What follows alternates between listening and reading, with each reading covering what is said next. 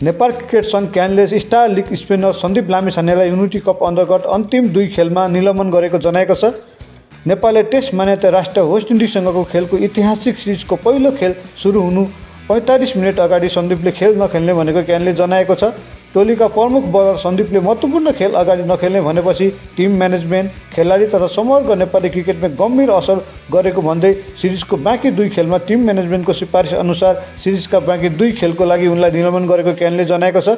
क्यानले बुधबार प्रेस विज्ञप्ति जारी गर्दै सन्दीपलाई कारबाही गरेको जनाएको हो। तर सन्दीपले किन खेल्दिन भन्ने कारण भने क्यानले उल्लेख गरेको छैन। कारबाही गरेको जानकारी पनि क्यानले सिरिज सकेको भोलिपल्ट मात्रै दिएको हो। प्रत्येक खेल सकेपछि नेपाली टिमलाई सामाजिक सञ्जालमा मार्फत बधाई दिएका सन्दीपले यो विषयमा केही भनेका छैनन्। केही समय अगाडि सन्दीपले आफू सेन्टर कन्ट्याक्टमा नरहेको पनि बताएका थिए।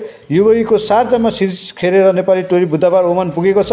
सन्दीप सहित 16 सदस्य नेपाली क्रिकेट टोली अक्टोबर 8 देखि सुरु हुने T20 विश्वकप छनौटको लागि ओमान गएको छ।